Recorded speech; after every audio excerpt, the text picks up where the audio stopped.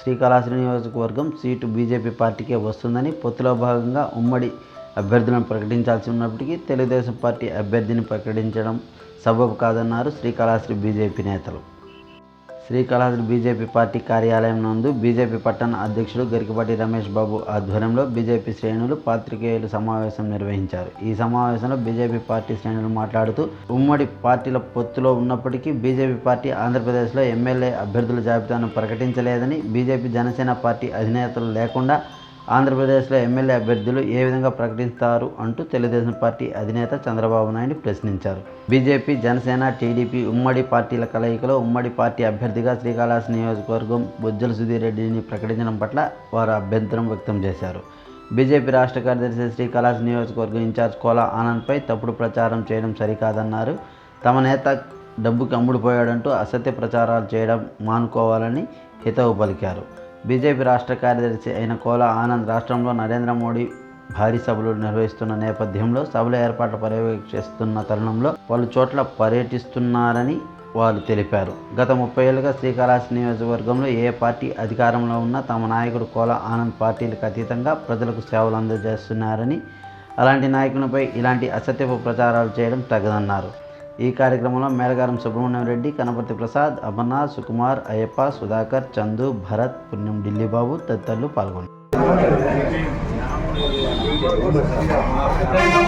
నరేంద్ర మోడీ గారి నాయకత్వం వర్ధిల్లాలి. పురంధరేశ్వరి నాయకత్వం వర్ధిల్లాలి.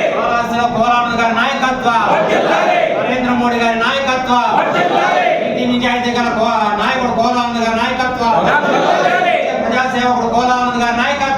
భారత్ మాతా కీ నరేంద్ర మోడీ గారి నాయకత్వం వర్ధిల్లాలి.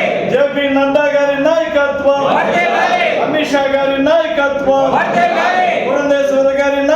10 అసెంబ్లీ సీట్లు కావచ్చు, 6 పార్లమెంట్ సీట్లు కావచ్చు, ఇంతవరకు ప్రకటన చేయలేదు. మా కేంద్ర కమిటీ కానీ రాష్ట్ర కమిటీ నాయకులు కానీ ఇంతవరకు ఎలాంటి ప్రకటన చేయలేదు. కానీ మీరు చూసే ఉంటారు పత్రికల్లో, మీడియాలో కూడా ఒక పార్టీ, తెలుగుదేశం పార్టీ వాళ్ళు ప్రకటించడం జరిగింది. శ్రీకాళహస్తిని కూడా వాళ్ళ కోటాలో ప్రకటించడం జరిగింది. అయినా కానీ శ్రీకాళహస్తిని భారతీయ జనతా పార్టీ కోటాలో ఉందని మీకు తెలియజేస్తున్నాను. మా అధినాయకత్వము, అదేవిధంగా రాష్ట్ర నాయకత్వము శ్రీకాళహస్తి అసెంబ్లీ సీటుని భారతీయ జనతా పార్టీకి కేటాయించడం జరిగింది. అది తొందరలో కూడా అనౌన్స్మెంట్ జరుగుతుంది. ఎమ్మెల్యే అభ్యర్థిగా పోటీ చేయడం ఖాయమనేది మీకు సభాముఖంగా మేము తెలియజేస్తున్నాం. ఓటర్ని మోసం చేస్తున్నారు. మేము ప్రచారంలో ఊరికెళ్తే మీ నాయకుడు అమ్ముడు పోయినాడు అంటారు. ఎందుకంటారండి? ఏం మా నాయకుడు అంత ఇదిగా ఉన్నాడా? ఎవరు చేయలేని, ఏ పార్టీలో చేయలేని, ఏ నాయకుడు చేయలేనిది మా నాయకుడు చేస్తున్నాడు. మా నాయకుడు ప్రజల కోసం ఉన్నాడు.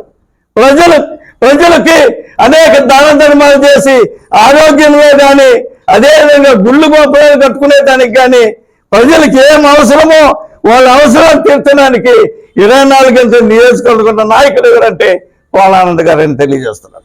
అదే మిగతా నాయకులు చూసుకుంటే ఎలక్షన్ కోసమో, పదవుల కోసమో, దోసుకునే దానికోసమో వస్తున్నారే కానీ ఇంకా వేరే ఉద్దేశం కాదని నేను తెలియజేస్తున్నాను. ప్రజలను మోసం చేసి అధికారాన్ని సంపాదించుకోవడానికి ఈరోజు ఒక నీతైన, నిఖరమైన ఒక వైట్ పేపర్ లాంటి కోలానందని డిగ్రేడ్ చేయడానికి మీరు మోసపూరితంగా వ్యవహరిస్తూ ప్రజల్ని మోసం చేస్తూ ఒక మంచి వ్యక్తిని ఇలా చేయడం సబబు కాదని నేను సభాముఖంగా పత్రిక విలేకరులకు తెలియజేస్తున్నాను. మాకు పార్టీ టికెట్ మాకు శ్రీకాళహస్తికి వస్తుంది. మేమందరం కూడా కోలానంద్ గారిని గెలిపించుకోవడానికి ఈ నియోజకవర్గంలోని ప్రతి కార్యకర్త పనిచేస్తారని నేను తెలియజేస్తున్నాను. గెలుపు కోసం ప్రతి ఇంటికి వెళ్లి కేంద్ర ప్రభుత్వ కరపత్రాలను వాళ్ళకి తెలియపరుస్తూ కేంద్ర ప్రభుత్వం చేసిన అభివృద్ధిని ప్రతి ఒక్క ఓటర్ని కలుస్తూ మేము ప్రచారం చేసుకుంటూ ఉన్నాము. ఈ దిశగా ఇప్పుడు ఒక 4-5 రోజుల ముందు భారతీయ జనతా పార్టీ నాయకులను కొనేశాము అనేసి వచ్చిన గాలి వార్తలు శ్రీకాళహస్తి నియోజకవర్గంలోని ప్రతి కుటుంబ సభ్యులారా నా విన్నపము, ఎవరు నమ్మవద్దు. భారతీయ జనతా పార్టీ విలువలతో కూడిన పార్టీ, ఒక సిద్ధాంతం కలిగిన పార్టీ. కార్యకర్త నుంచి నాయకుల వరకు ఎవరు అమ్ముడు పోరు. భారత ప్రధాని నరేంద్ర మోడీ గారు భారతదేశం కోసం అహర్నిశలు ఎలా కష్టపడి పనిచేస్తున్నారో అదేవిధంగా ప్రతి కార్యకర్త, నాయకులు భారతీయ జనతా పార్టీ గెలుపు కోసం కృషి చేస్తారనేసి నేను విన్నవించుకుంటానని చెప్పేసి సందర్భం తెలియజేసుకుంటూ ఉన్నాను. భారతీయ జనతా పార్టీ రాష్ట్ర కార్మిక సమావేశంలో కూడా నేను మాట్లాడేటప్పుడు ఈ రాష్ట్రంలో ప్రతి కార్యకర్త కూడా ఇంకా యాక్సిజం, నక్సలిజం చెప్తుంటే మీ పార్టీ మా పుత్రున్నటువంటి జనసేన కార్యాలయం ముందు పోయి టపాసు కాల్చడం ఇది సమంజసమని అడుగుతున్నాను నేను. ప్రజాస్వామ్యంలో ఒక పార్టీ కార్యాలయం అంటే ఒక దేవాలయంతో సమానం. అలాంటి దేవాలయంలో పోయి టపాసు కాల్చడం ఎవరి మీద మీరు విజయం సాధించారు? పోలాండ్ మీద విజయం సాధించారా? భారతీయ జనతా పార్టీ మీద మీరు విజయం సాధించారా?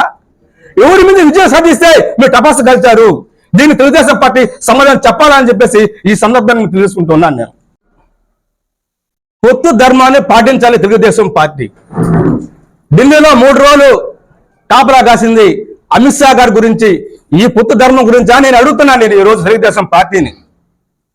అమిత్ షా గారు బీహార్కి, జార్ఖండ్కి ఎలక్షన్ కమిటీ మీటింగ్ ఉన్నప్పుడు కూడా చంద్రబాబు నాయుడు, పవన్ కళ్యాణ్ గారు 3 రోజులు ఢిల్లీలో కాపలా కాసి మా ఇంటర్వ్యూ కోసం, బీజేపీ యొక్క అవసరం కోసం నిన్న మొన్నటి దాకా మీకు ఆర్టీసీ బస్సులు ఎవరా? మీకు నిన్న మొన్నటి దాకా మీకు రాష్ట్రంలో తిరిగేటటువంటి హెలికాప్టర్ కూడా పర్మిషన్ లేదు. అలాంటి పరిస్థితి ఈరోజు నరేంద్ర మోడీ గారు మీకు ఇచ్చారు అవకాశం ఇచ్చినప్పుడు పొత్తు ధర్మాన్ని తెలుగుదేశం పార్టీ పాటించాలి. నేను అడుగుతున్నాను ఆయన్ని, చంద్రబాబు నాయుడిని, మీ ఊరు ప్రకటించదనేసి. మా రాష్ట్ర అధ్యక్షుడు పురంధేశ్వర గారు ఉండాలి, పవన్ కళ్యాణ్ గారు ఉండాలి, చంద్రబాబు గారు ఉండాలి. వాళ్ళ ముగ్గురులో మీరు రాష్ట్రం సంబంధించినటువంటి ఏ టికెట్ అయినా సరే మీరు ప్రతిపాదన చేయాలి. పొత్తు లేనప్పుడు మీరు ఏదైనా చేసుకోవచ్చు, అది మీ ఇష్టం. అది కానీ పొత్తు ధర్మం పాటించిన తర్వాత పొత్తు ధర్మాన్ని పాటించాలి. ఇది పాటించలేదని చెప్పేసి ఈ సందర్భంగా మీకు తెలియజేసుకుంటూ ఉన్నాను.